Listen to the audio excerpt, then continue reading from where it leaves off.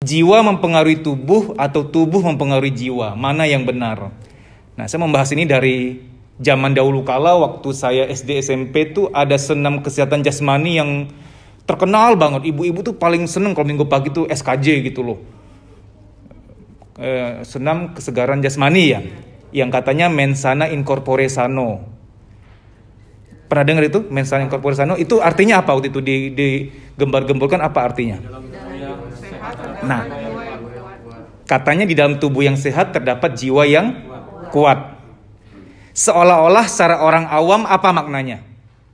Gara-gara tubuh sehat jiwa jadi sehat atau gara-gara jiwa sehat tubuh jadi sehat, mana? Gara-gara tubuh sehat jiwa jadi sehat. Oke, itu yang kita mengerti kan? Berarti seolah-olah mens sana in corpore sano, dalam tubuh yang sehat terdapat jiwa yang kuat. Yang kita mengerti selama ini, kalau kita sering olahraga, sering bergerak, peredaran darah lancar, jiwa akan jadi kuat, gitu kan? Jadi bisa sabar menghadapi hidup, uang arisan dibawa kabur bisa ikhlas gitu. Suami selingkuh bisa tetap sabar. Seolah-olah kan begitu kan ya? Oke. Ada sedikit benarnya tapi ada banyak salahnya. Sedikit benarnya begini, orang yang banyak olahraga, sirkulasi darah jadi lancar, hormonal metabolisme jadi oke, jadi baik, sehingga memang mempengaruhi endorfin, serotonin, melatonin, norepinefrin, asetilkolin, macam-macam lah itu nama-nama hormon. Sehingga secara hormonal, biokimia kita menjadi sehat. Memang pengaruh ke kesabaran, ke kualitas tidur, betul. Makanya kalau orang kurang beraktivitas, kurang olahraga, dia bisa insomnia. Anda yang insomnianya masih ringan, coba malam hari jogging, sore atau malam jogging itu akan membantu Anda keluar melatonin. Melatonin itu yang bikin ngantuk.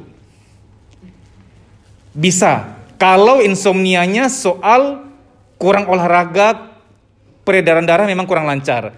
Tapi kalau insomniamu karena pacaran 5 tahun, kawin sama orang lain, dianya digantung harapan selama ini, sakit hati, insomnia yang model itu pakai olahraga nggak bisa dibantu gitu loh. Mertua zolim gitu ya. Anda mau olahraga keringin danau nggak bisa, tetap nggak bisa tidur. Jadi lihat insomnianya gara-gara apa dulu? Kurang olahraga kah? Nutrisi kurang kah? Memang ada nutrisi yang kaitannya untuk menjaga keseimbangan biokimia di otak. Oke. Kalau Anda makannya fokus karbohidrat aja, makan nasi pun lauknya mie gitu. Ya, memang ada faktor nutrisi juga. Jadi bahwa olahraga mempengaruhi jiwa ada, tapi sedikit. Orang yang malas gerak, mager itu bisa mempengaruhi cepat pikun, itu benar tuh. Makanya kalau lagi libur sebulan gitu, jangan cuma foya-foya tok, hanya diem-dieman, hanya berleha-leha, itu nanti kamu cepat pikun. Makanya orang yang libur seminggu aja atau 2 minggu, pas mau kerja lagi kayak tumpul otak, mau diajak kerja tuh kayak susah gitu loh. Karena diajak terlena terus. Nah, itu memang pengaruhi ke psikologis, tapi itu sebenarnya ke neurologis, ke otak, bukan ke kejiwaan. Nah sekarang, yang benar adalah jiwa, jadi yang namanya jiwa itu pikiran, perasaan, dan alam bawah sadar. Definisikan dulu, banyak orang tuh salah ngomong. Ada yang berkata, aduh pikiran dan jiwaku tertekan. Dia salah ngomong. Ini sama seperti salah kaprah, aku pengen makan timun sama lalapan, padahal timun tuh lalapan, ngerti nggak? Aku pengen makan kemangi sama lalapan, kan kemangi tuh lalapan. Jadi kalau kamu bilang pikiran tuh jiwa, perasaan tuh jiwa, alam bawah sadar tuh jiwa. Tiga komponen ini membentuk band musik namanya jiwa gitu loh. Jadi kalau kita bilang jiwa, ada 3 membernya, ada 3 bagiannya. Jadi kalau ada yang bilang berkata bahwa perasaan dan batinku terluka, loh kan dua hal yang sama itu. Perasaan dan batin kan sama gitu loh. Nah, ada yang bilang body, mind, and soul. Itu lebih salah lagi bahasa Inggrisnya. Kita sudah banyak salah kaprah. Body, mind, and soul. Tubuh, pikiran, dan jiwa. Yang benar body, soul, spirit. Itu yang benar. Bule pun bahasanya banyak yang salah. Yang benar tuh body, soul, spirit. Tubuh, jiwa, ruhnya kita. Ruhnya kita ini kalau minggat ya kita meninggal. Ruh ini bersemayam di tubuh sehingga kita hidup gitu loh. Nah jadi jiwa mempengaruhi tubuh itu lebih banyak. Contoh, orang yang sedang jatuh cinta, walaupun dia makannya kurang tetap bisa semangat. Contoh sederhana ya, Orang kalau lagi tuna asmara, lemes aja bawaannya, ngerti nggak? Nggak diinginkan, kurang disayangi, kurang diperhatikan, kurang disayangi, makanya yang nggak semua. Tapi orang yang tuna asmara 5 pemilu misalkan ya, itu pasti lemes-lemes gitu. Kayak nggak cerah gitu loh. Tapi orang yang sedang jatuh cinta, saya masih ingat zaman-zaman dulu tuh ya, awal-awal jatuh cinta tuh, zaman-zaman yang kalau tengah malam ada paket kalong, saya nggak tahu sekarang masih ada nggak. Zaman dulu tuh, kalau nelepon jam 12 ke atas murah banget. Cuman 3.000 itu sepuasnya 2-3 jam, sampai jam 4 subuh. Kita telepon jam 12 sampai jam 4 sama Ayang kan. Telepon, jam 4 selesai, tidur cuma 1-2 jam. Jam 6 tuh berangkat kuliah bisa seger gitu, tidur 2 jam tuh bisa seger. Kan gak masuk akal tuh. Harusnya tidur tuh 5-8 jam, bisa seger, semangat gitu. Karena cinta mewarnai. Jiwa kita sedang terisi, jiwa kita sedang ternafkahi, tubuh ikutan kuat. Sama hal misalkan ada orang sedang sakit tipes, lemes, hanya boleh rebahan, kata dokter, kamu bed rest ya. Hanya bisa rebahan, lemes kan badannya. Tiba-tiba dapat telepon, selamat pak, bapak dapat undian 2 miliar. Wih, langsung sembuh. Wih, mana gimana saya ngambil? Oh, langsung sembuh dia. Penyakit bisa mendadak hilang kalau kita itu tiba-tiba ada euforia yang besar.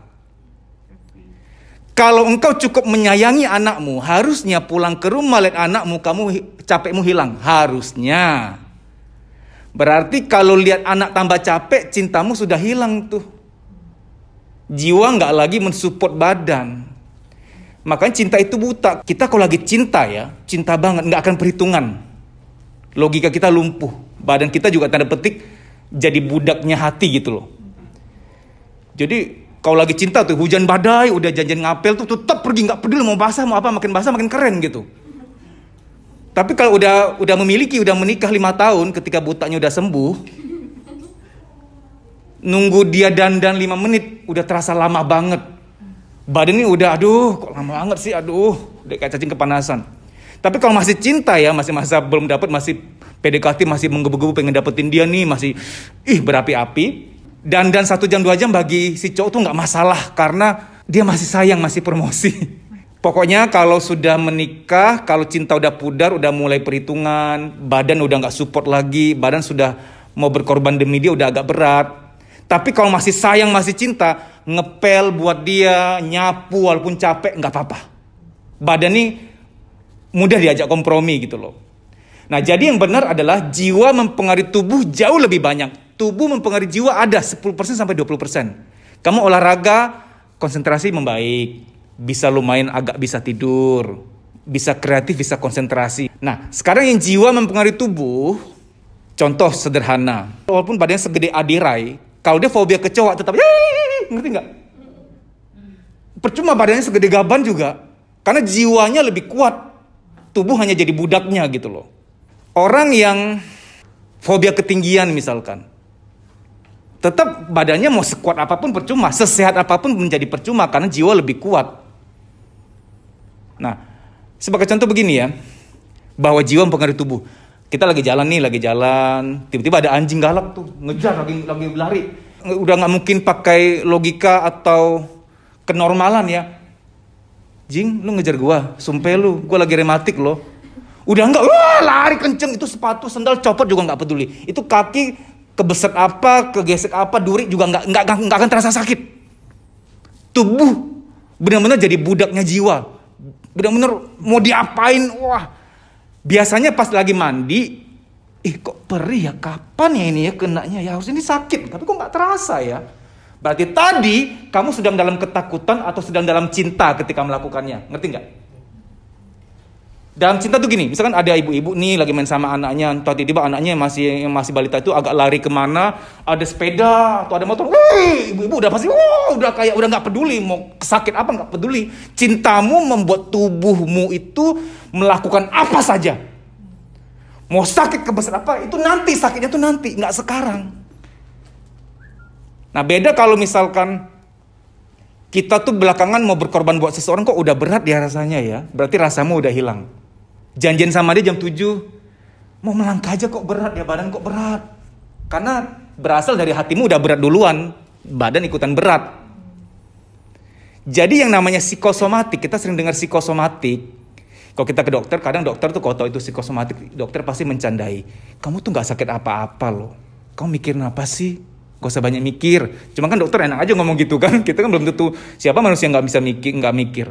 Cuma gini, ada dua jenis pikiran. Pikiran yang disadari dan pikiran tak sadar. Siapa yang ngerasa bahwa malam hari nggak bisa tidur tuh kayak merasa ini kok rame gitu. Mikir ini itu bukan aku yang mau. Itu pikiran-pikiran tak sadar semua. Itu dari luka-luka terpendam, sedih-sedih yang nggak keluar. Marah-marah yang harusnya dulu dikeluarin, tapi nggak dikeluarin. Maka saya seumur hidup nggak pernah berkata jangan nangis kepada siapapun. Nangis saja, yang penting tempatnya pas. Jangan nangis di halte. Jangan nangis di mall, jangan diumbar. Nangis depan saya boleh banget. Kamu nggak nangis malah aku merasa nggak amanah, aku nggak berhasil, kurang bisa nyentuh hati kamu. Nangis dong. Nangis di rumah sendirian sambil berdoa, nangis boleh-boleh aja. Kita banyak salah doktrin ya, laki-laki nggak boleh nangis. Alhasil banyak laki-laki tumbuh jadi pria-pria yang kasar sama keluarga. Karena banyak tangisan nggak keluar, mendem penuh, konversinya ke agresi, ke kemarahan. Nah sekarang saya fokus kepada ilmu psikosomatik. Psiko itu jiwa, soma itu badan. Psikosomatik itu psiko jiwa, soma itu badan. Soma itu bahasa Yunani, badan. Psikosomatik artinya jiwa kalau udah penuh, dia akan pindahin dikit ke badan. Jiwa kalau titik gempanya udah besar, dia ikut menggetarkan badan. Tubuh sering mendapat titipan getaran dari jiwa. Nah banyak orang salah sangka, sering pusing gua nih kurang belanja kali, kurang jalan-jalan kali, kurang traveling, kurang kulineran kali. Nah itu dia salah sangka tuh, padahal yang harus ditreatment jiwanya. Nah badan sering mendapat titipan beban dari jiwa. Kayak jiwa tuh ngomong gini loh, badan gue udah kepenuhan, titip 20 GB dong, titiplah di kepala. Nah masing-masing kita harus mengidentifikasi, kita tuh titipan bebannya di mana ya, masing-masing orang beda. Ada orang tuh psikosomatik jalurnya di kepala, sehingga dia migrain, insomnia, pikun dini, atau nggak konsentrasi kerja lagi. Ada yang ke perut, bagi wanita tuh nyeri head berlebihan, ada yang mah. Nafsu makan tinggi, nafsu makan rendah, itu juga psikosomatik. Oke, ada yang ke hormonal, jerawatan, macam-macam lah ya. Nah, kalau kita menyadari itu, iya ya kok kayaknya setiap kali stres larinya ke perut ya. Nggak mau makan atau suka makan, nggak kenyang-kenyang atau nyeri head. Kamu harus tahu polanya, ini berarti psikosomatik nih. Jadi jiwa mempengaruhi tubuh, tubuh mempengaruhi jiwa. Tapi tubuh mempengaruhi jiwa itu hanya 10-20%. Jiwa paling banyak mempengaruhi tubuh. Maka kita harus menjaga jiwa kita. Kan kita sering dengar, semoga jasmani rohaninya sehat ya. Kok jiwaninya nggak disebut ya, ngerti nggak? Jasmani, rohani. Dari jasmani nih, langsung lompat ke rohani. Kita sering salah kaprah rohani, kita anggap itu hal batiniah juga. Rohani dan batiniah tuh beda loh. Batiniah tuh seorang anak butuh figur ayah, figur ibu. Itu batiniah, batin. Jangan mengatakan itu hal rohaniah, beda. Kamu ini kurang percaya kepada Tuhan, kamu tuh kurang beribadah. Nggak boleh, itu beda, itu foldernya rohani. Jiwaninya, batiniahnya kita nggak nafkahi selama ini. Maka tidak boleh menjudge, kamu tuh masa fobia kecoa kurang iman ya? Kurang berdoa ya? Nggak ada hubungan, Oneng, nggak ada hubungan.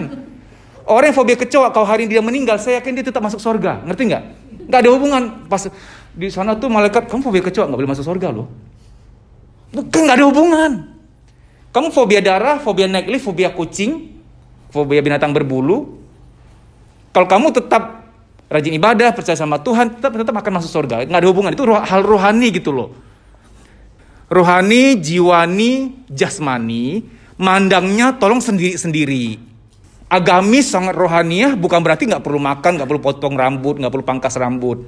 Ada bapak-bapak yang istrinya tuh mau ikut training, kan minta izin dulu tuh.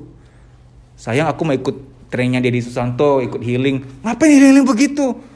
Kamu emang ibadahnya kurang? Nah, dijudge-nya seperti itu. Padahal bukan berarti kita ini ketika sudah rohani banget tuh nggak butuh bantuan orang lain gitu loh. Kalau itu nggak usah aja ke dokter, nggak usah ke pangkas rambut, nggak usah sekolah juga. Kan guru-guru nggak perlu tuh. Kan ada doa dan ikhtiar. Ikhtiar itu kita anggap sebagai kerja keras saja. Padahal ikhtiar itu ada mengembangkan diri, bebenah diri gitu loh. Kita beribadah, beragama yang baik, ilmu agama itu penting semua untuk hal rohani. Tapi jiwa ini loh, belakangan kok aku mumet ya. perlu jeda deh. Itu pikiran, itu makanannya pikiran. Pikiran tuh nafkahnya adalah jeda. Jangan mikir terus, pikiranmu lama-lama lobet. Perasaan makanannya apa? Dihargai, diinginkan, diapresiasi. Berhubung kita nggak mungkin ngarep orang apresiasi kita, maka perlu dan sah-sah saja kita pas lagi sendiri nih menghargai diri kita sendiri. Hai diriku, kamu tuh hebat loh. Orang lain belum tentu mampu jadi kamu. Kamu hebat, terima kasih ya diriku sudah bertahan sejauh ini. Kamu hebat banget, I love you diriku. Coba ingat prestasi kamu yang dulu. Kamu hebat, keren banget bisa mencapai itu. Terima kasih ya, aku bangga sama kamu. Begini-begini kan kita anggap, ngapain sih sekte apa itu? Sesat gitu. Padahal itu makanan batiniah kita. Kenapa harus sampai ngomong ke diri sendiri? Berharap dari orang lain, sampai bekicot sunat gak sampai nyampe, ngerti gak? Sampai lembaran monyet. Jangan berharap dari orang lain, menghargai diri sendiri itu lebih penting. Alam bawah sadar makanannya apa? Alam bawah sadar tuh makanannya sederhana. Cukup dengan gak makan yang buruk udah makanannya dia. Jangan suka nonton sinetron azab. Ngerti gak? Orang berantem jauhin. Hindari frekuensi negatif. Alam bawah sadar tuh simple. Gak usah denger yang buruk, gak usah lihat yang buruk aja. Itu udah makanannya dia. Tolong aku dijaga. Gak usah denger yang buruk-buruk. Jangan lihat yang buruk-buruk. Maka orang tua dilarang berantem depan anak. Untuk menjaga alam bawah sadar sebenarnya. Banyak nona takut menikah ya karena sudah banyak gambaran-gambaran buruk tentang pernikahan. Citra pernikahan udah rusak. Karena Anda bisa berantem di tempat lain, di dapur, di ruang tamu, di rumah tetangga kan juga bisa. Enggak, mohon maaf. Nah, jadi jaga alam bawah sadarmu ya. Maka kadang-kadang tuh kalau dari tempat yang bising kita menjauh dikit ke Ciwidey kok kayaknya aduh enak banget ya. Doing nothing, hear nothing. Tentrem rasanya. Maka hiruk pikuk tuh memang kurang oke kalau kita sering berada di situ. Nah, kalau ada makanan tambahan, kita afirmasi. Aku tenang, aku orang yang sabar, aku ikhlas. Yang lalu biarlah berlalu, masa depanku indah, itu afirmasi kita isi gitu. Nah, sekarang saya mau fokus ke perasaan ya. Jangan mentang-mentang kamu sudah merasa cukup membimbing anakmu secara agama. Nah, sholatnya yang rajin ya, macam-macam ikut pengajian ini ya. Kamu merasa itu udah cukup. Udah cukup lah. Udah cukup lah, dia mah udah dekat sama Tuhan. Terus kamu abaikan bahwa perlu usap-usap rambut anakmu. Terus kamu gak merasa perlu usap-usap pundaknya. Memang hati itu bukan di pundak. Hati bukan di rambut, tapi itu semua simbolis gitu loh. Itu keberhargaan diri seseorang. Jadi orang tua, kalau kamu anakmu sudah dewasa, gak ada kata terlambat sih. Kalau kamu gak pernah usap rambutnya dan pundaknya, kamu punya hutang itu. Kamu berhutang sama dia. Nggak terlambat kok, dia udah gede, udah nikah pun kapan-kapan ketemu, usap-usap lagi, bang peluk ya sayangnya, papa peluk ya, dia usap-usap. Kamu hutang itu kepada dia, itu nafkah batin buat dia. Sebaiknya sebelum menikah, karena saya banyak menangani klien wanita yang mudah banget jatuh cinta, karena ruang ayah di kamar batinnya kosong banget. Dia sama cowok agak hangat dikit udah seneng. Dan parahnya, ini saya buka realitasnya ya. Ada beberapa pelakor, pengakuannya mungkin kayak gak masuk akal ya. Dia merasa bahwa, mas aku tuh hanya bisa naksir sama suami orang, kenapa ya? Kalau lihat suami orang lagi gandeng anaknya, nyuapin anaknya di food court, aku tuh kayak, ya ampun, ini aku pengen dia jadi suamiku, gitu-gitu. Jadi banyak wanita tuh mencari suami sebenarnya bukan mencari suami saja, suami plus bapak yang hilang, ngerti gak? Dia cari suami dan bapak yang hilang sebenarnya. Nah nyembuhinnya gimana? Ya nih mas, kayaknya aku tipe yang kalau lihat cowok kebapaan suami orang tuh kayaknya naksir deh sama cowok yang masih muda belum nikah, kayaknya nggak bisa naksir deh. Cara menterapinya adalah kalau bapakmu masih ada, kamu kapan-kapan ketemu, kasih pengertian dulu, jangan langsung pak tolong belai aku. Ya apa kesambat apa kamu? Bilang aja aku ada belajar tentang psikologi pak, memang ternyata secara simbolis aku sebagai anak butuh sih pak untuk diusap. Papa kan nggak pernah usap rambutku, nggak pernah usap pundakku. Boleh nggak pak, ini kan kebetulan ulang tahunku juga. Aku nggak minta yang besar-besar kok pak, minta papa usap aku, usap-usap rambutku, usap-usap pundakku, setengah jam ya pak. Harus lama biar alam bawah sadar tahu bahwa ini benar-benar ayah punya usaha untuk memberikannya. Karena gini, hati manusia tuh nggak bisa kosong, selalu minta diisi. Itu dia, pelan-pelan ini penting banget. Hati tuh nggak bisa kosong, tanpa sadar dia selalu minta diisi. Atau kalau kamu mampu ya, kamu mengimajinasikan bapakmu menjadi versi spiritual. Kalau kamu tukang imajinasi ini bisa sih. Kamu bayangkan ayah kamu tuh versi spiritualnya yang baik, yang ramah. Tiap malam ngebayangin dia peluk kamu, ayah kamu itu, dia membelai-belai kamu, main-main sama kamu. Bayangkan seril mungkin. Yakinkan alam bawah sadar bahwa papamu sebenarnya baik, cuman karena banyak luka batin, kepedihan di masa lalu sehingga dia kaku dan dingin. Tapi sebenarnya spiritualnya beliau sangat-sangat baik. Bayangkan. Nah, kamu membayangkan itu supaya figur ayah kamu lumayan terisi gitu ya. Sampai jumpa, dimudahkanlah bahagiamu, dilancarkan urusanmu. Amin.